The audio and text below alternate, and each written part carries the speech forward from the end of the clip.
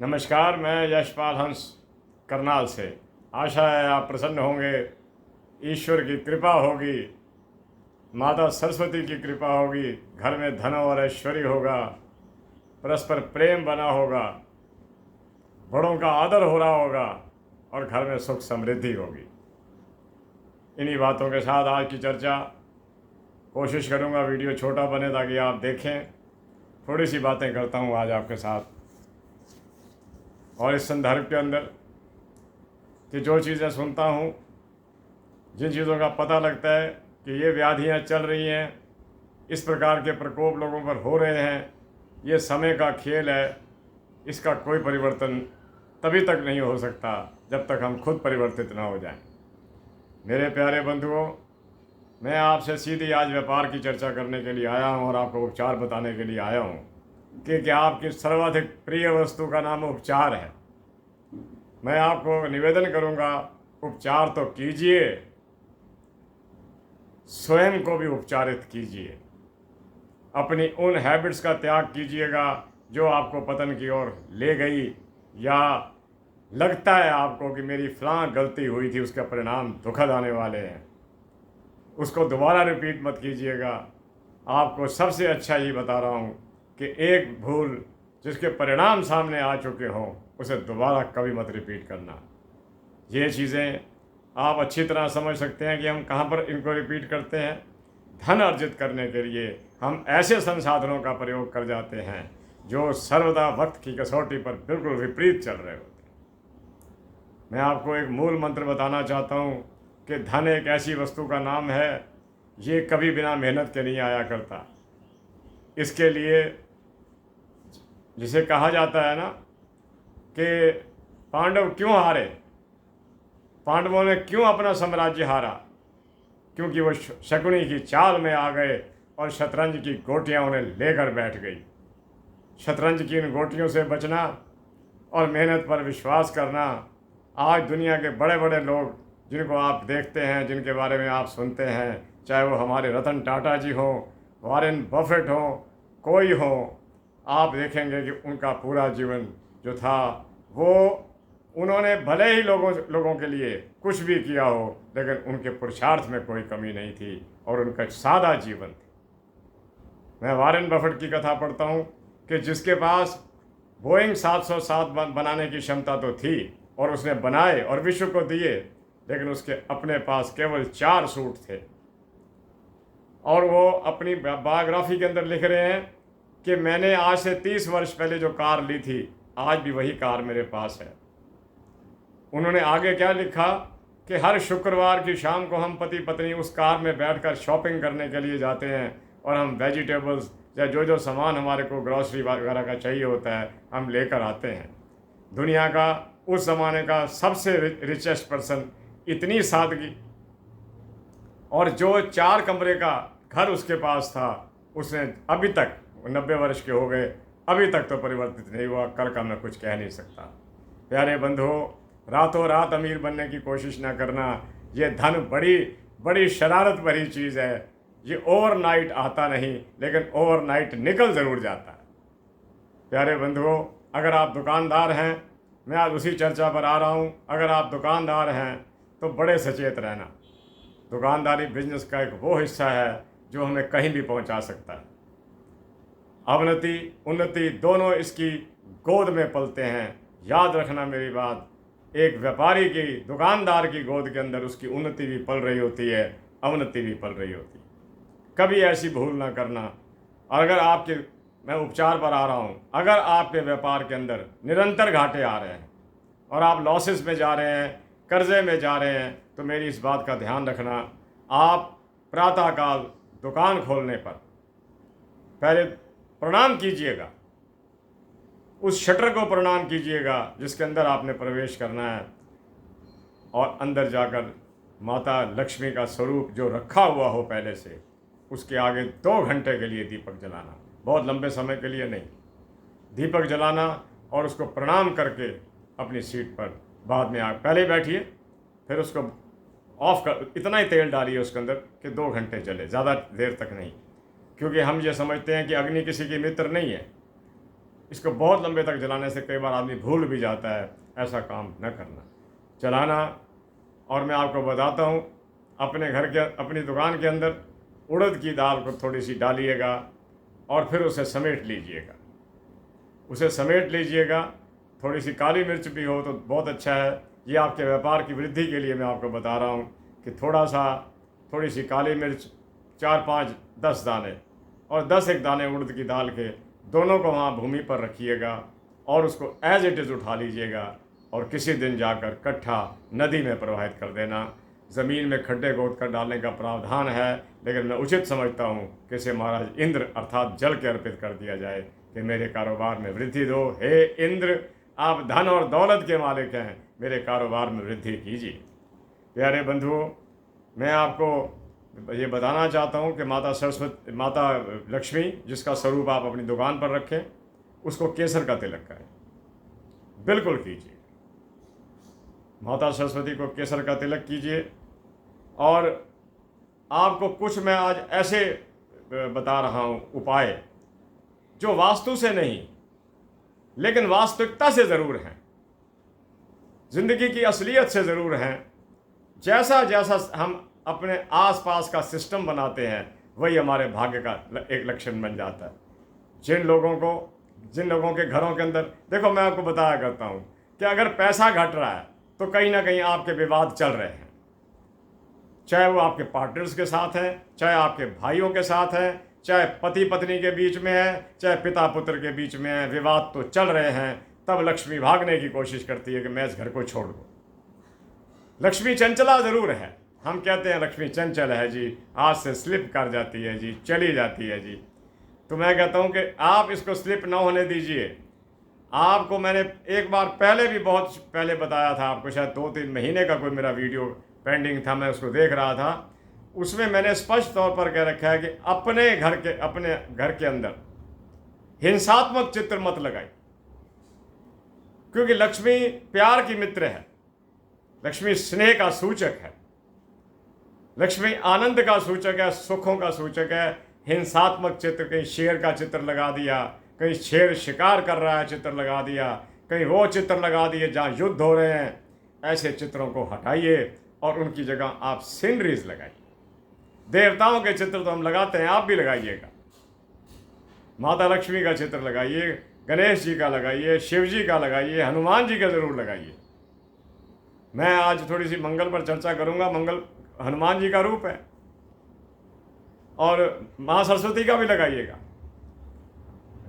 लोग कह देते हैं ये जी गायकी की देवी है, ये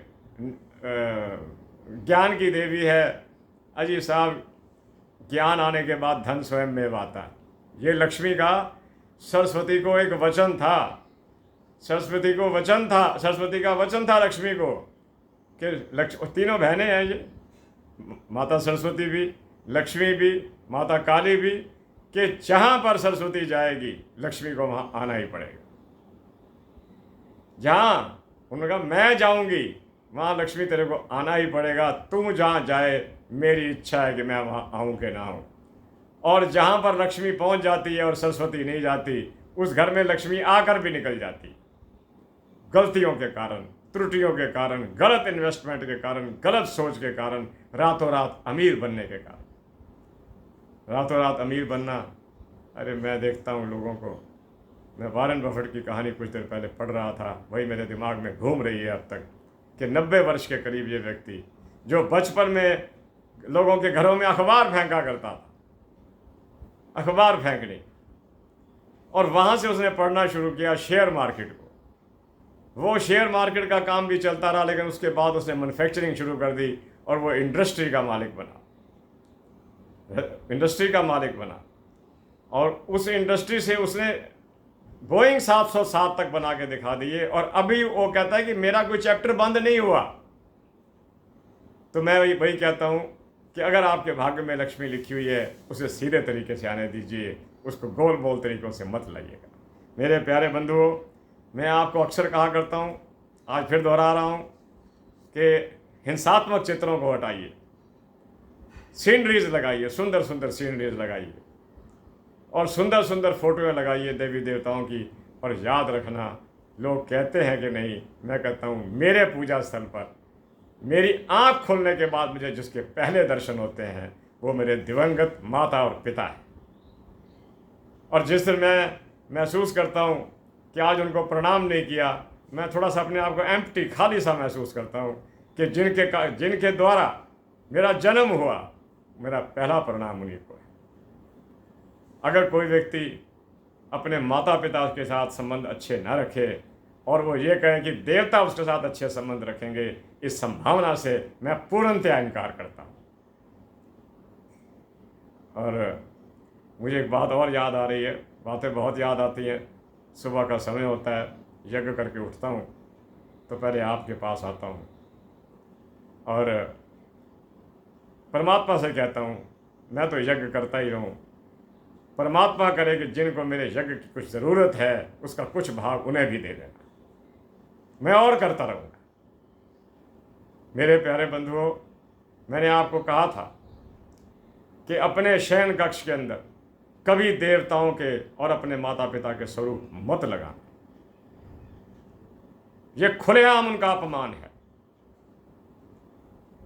आपका शयन कक्ष जहाँ पति पत्नी सोते हैं वहाँ पर देवों के और पूर्वजों के चित्र नहीं होने चाहिए।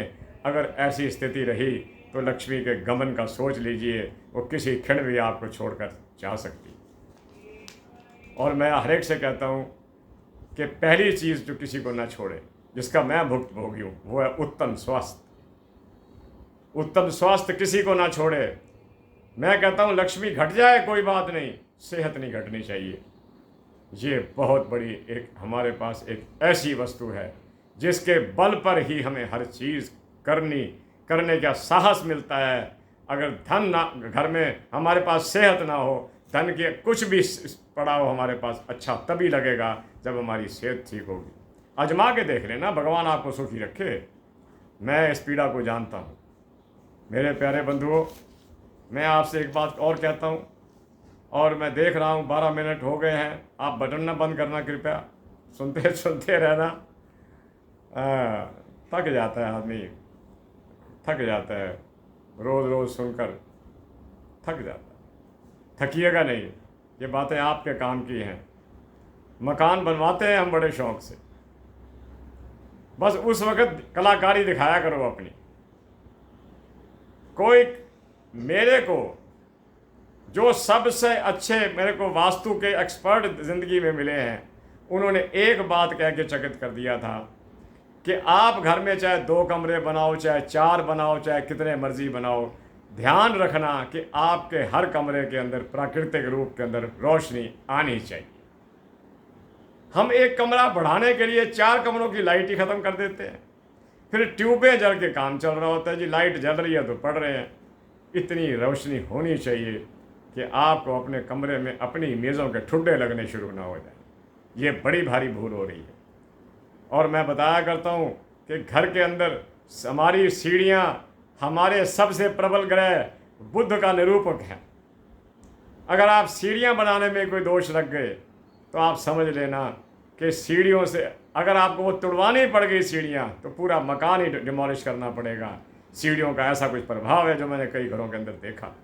मेरे प्यारे बंधुओं, मेरी इस बात को याद रखना कि अपनी सीढ़ियों पर कभी चीज़ें ऐसी जो वेस्ट मैटर ऑफ द परिवार है, जैसे कोई टूटे कोई पड़े हैं, डिब्बे पड़े हैं डाल दिए, कोई बच्चे का पुराना साइकिल पड़ा है तो वो वहाँ चढ़ा दिया, ऊपर कोई ट्रंक रख दिए, ऐसा मत करना। सीढ़ियाँ उन्नति का निरूपक है। जिस घर की सीढ़ियाँ साफ़ सुथरी होती हैं वहाँ के लोग उन्नति को प्राप्त कर जाया करते हैं। मेरे प्यारे बंधुओं, कोशिश करो अपने टेरेफ्स को, अपनी रूफ्स को साफ रखो। घर में जाले लगने का मतलब ये है कि घर में जाला लग ही गया। थोड़ी बहुत सफाई करते रहा करो। और मैं एक और बात कह के आज की बात को ख़त्म भी करूँगा। रात को सोते समय घर के जूठे बर्तनों को साफ कर दिया करो। घर में पड़े हुए जूठे बर्तन बीमारी को खुला निमंत्रण देने वाली बात है। जैसे कहते हैं ना, आ बैल मुझे मार। एक तो ये बैक्टीरियाज को लेकर आती है, एक जो दुर्भाग्य को लेकर आती है। इतनी बड़ी उम्र हो गई, कहाँ कहाँ हम नहीं गए, कहाँ कहाँ नहीं देखा हमने क्या हो रहा है क्या नहीं हो रहा। जहाँ जूठे बर्तन पड़े हैं रात तक, क्या रात के, कुछ बड़ा लंबा चौड़ा हिसाब किताब नहीं होता इसका, थोड़ी सी एफर्ट से होते हैं, कर दीजिए, साफ़ कर दीजिए, आपको खुद को आनंद आएगा। किचन में मक्खियाँ भिन भिन आ रही हों तो वहाँ लक्ष्मी नहीं आया करती। दुकानों पर सफाई प्रॉपर ना हो, कस्टमर नहीं आया करता। एक चाहे दुकान छोटी है या बड़ी है, आपकी चमक दमक पूरी होनी चाहिए। आने वाला व्यक्ति ये महसूस ना करे कि मैं कुछ ऐसी चीज़ों को देख रहा हूँ जो अनियमित रखी हुई हैं, जो अनसर्टन रखी हुई हैं, जिनकी सर्टेनिटी कोई नज़र नहीं आ रही। मेरे प्यारे बंधुओं, ये उपचार हैं। मैं आज आपको बताता हूँ, मंगल हमारी कुंडली का एक प्राइम प्लैनेट है। मंगल हमारी शक्ति का निरूपक है। जिनकी कुंडली के अंदर मंगल बहुत अच्छी स्थिति लिए होता है, वो व्यक्ति बहादुर हुआ करते हैं, बड़ी बड़ी समस्याओं से जूझ जाते हैं और जीत कर आते हैं। ऐसे लोगों के साथ टकराते वक्त निर्बल लोग डरा करते हैं। आप अपने मंगल को मजबूत कीजिए। मंगल हमारे अंदर बहरे रक्त का स्वामी है। मंगल अधिकारियों का मालिक है। मंगल पुलिस का मालिक है, आर्मी का मालिक है, मंगल वर्दी का मालिक है, मंगल ताकत का मालिक है। आप अपने मंगल को मजबूत कीजिए, कभी मुकदमा नहीं हारोगे। परमात्मा करे हो ही ना किसी पर, अगर हो जाए तो नहीं हारोगे। मंगल छठे घर में बैठा हो, उस व्यक्ति को मैं ये कहता हुआ कोई संकोच नहीं कर रहा, शत्रु उसके नाम से थर्राते हैं। और जिसका मंगल बड़ा प्रबल हो, जिसका मंगल बड़ा प्रबल हो, याद रखना उस व्यक्ति के अंदर वास्तव में भय नाम की कोई नाड़ी नहीं होती। वो किसी चीज़ से भयभीत नहीं होता। यहाँ मैं कई लोगों को मिलता हूँ और चकित हो जाता हूँ। 20-20 साल पहले जो घर के लोग चले गए दुनिया से, अपनी मौत जो चले गए, उनको याद करके रो रहे हैं। और मैं उनसे कहता हूँ कि वो तो चले गए जाने वाले, आपकी कौन सी गारंटी है? आपकी अपनी भी कोई गारंटी नहीं। आप अपना रोना भी रो लीजिएगा। मतलब कि ये ऐसे है कि कुंडली में चंद्रमा बुध दोनों गए पड़े हो तो यही कुछ ही होगा। और अगर मंगल मजबूत हो तो आदमी ईश्वर के हर भाने को स्वीकार करेगा। जो तूने किया मैं स्वीकार करता। मेरे प्यारे बंधुओं, ये स्थिति सूर्य में भी है, लेकिन मंगल की अपेक्षा कम है। मैं आपसे इतना कहता हूँ कि घर की सीढ़ियों को साफ रखना। और एक बात अंतिम करके आपसे बात को ख़त्म करता हूँ कि घर के अंदर अगर आप चाहते हो ना कि माता लक्ष्मी पूर्णतया प्रवेश कर जाए, देखिए वो उल्लू पर बैठ कर आती है। और लेकिन उल्लू को नमन कोई नहीं करता। नमन माता लक्ष्मी को ही होता है। मैं कभी सुना हो आपने कि जो उल्लू को नमस्कार किया है? कोई नहीं करेगा। नमस्कार फिर लक्ष्मी को ही होगा। अगर आप चाहते हो कि लक्ष्मी को नमस्कार करना है तो पहले अपने घर के परिवार के लोगों को नमस्कार करना शुरू कीजिए। और जब उनसे मिलिए तो आप देखिए अलग तो हो गए, अलग तो हो गए, दो भाई अलग हो गए, परिवार भी अलग हो गए, उनके बच्चे भी अलग हो गए। लेकिन मैं ये कहता हूँ कि जब आप मिलो कभी तो इतने प्यार से मिलना कि कभी बिछड़ने का भाव मन में ना आए। यही लगे कि हम आज भी इकट्ठे हैं। घर हमारे ज़रूर अलग हो गए, लेकिन हमारे मन आत्मा एक है। फिर आप देखिए उन्नति की राह पर आप कैसे बढ़ते हैं। उन्नति की राह कोई मुश्किल नहीं है, ये कुछ सिद्धांतों पर खड़ी है। आप उन सिद्धांतों पर खड़े रहिए। और एक बात आज और करता हूँ, इसे मेरी बात को बहुत ध्यान से लेना, कभी अपने पड़ोसियों से न बिगाड़ो। मैं मानता हूँ कि कई बार स्थितियाँ कुछ विपरीत हो जाती हैं कि वहाँ से काफ़ी कष्टदायक आक्रमण हो रहे होते हैं। कोशिश कीजिए कि कहीं ना कहीं कंप्रोमाइज़ हो जाए। ये ठीक है कि व्यक्ति कहता है मैं अपने घर का तो बर्दाश्त करूं, मैं इनका भी बर्दाश्त क्यों करूं। तो फिर भी मैं कहूँगा, क्योंकि रहना इनके साथ इकट्ठा होता है, पड़ोस का चारा भाइयों से भी ज़्यादा नज़दीक का है। बना कर रखिए, घर में लक्ष्मी आए और आपके जो रहस्य हैं घर के वो बने रहें। आपके रहस्य बाहर ना जाएं। घर के रहस्यों को बाहर ले जाने वाला यही पड़ोस होता है। मैं आपसे वैसे बातें कर जाता हूँ जैसे घर का व्यक्ति दूसरों से करता है। आपको वो बातें समझाता हूँ जो जीवन में मैंने देखी और जिस पर खरा ना उतरने पर मुझे नुकसान हुआ, और जब जब मैंने इनका पालन किया मेरी समस्याओं का समाधान हुआ। इसी के साथ करनाल से मैं यशपाल हंस आपसे आज्ञा चाहता हूँ। एक बात कहनी भूल गया हूँ कि अगर मंगल को आप मजबूत करना चाहते हैं, महाराज हनुमान की शरण में चले जाओ। महाराज हनुमान की शरण में चले जाओ, बजरंग बाण का जाप किया करो और उसके एक एक अक्षर को समझने की कोशिश करो कि वो कह क्या रहे हैं। शक्ति मांग रहे हैं, शक्ति मांगिए। सबसे पहली शक्ति अपनी सेहत की मांगना, दूसरी शक्ति अपनी धन की मांगना, तीसरी अपनी उत्तम संतान की मांगना, तीसरी संगठन की मांगना, कल्याण होगा। इसी के साथ मैं यशपाल हंस करनाल से आपसे आज्ञा लेता हूँ। फिर मिलता हूँ। मैं ठीक रहा, मेरे में शक्ति रही, मैं आपसे फिर मिलता हूँ किसी नई चर्चा के साथ, किसी नई कल्याणकारी वार्ता के साथ। जय जगत, जय भारत, नमस्ते, नमस्कार।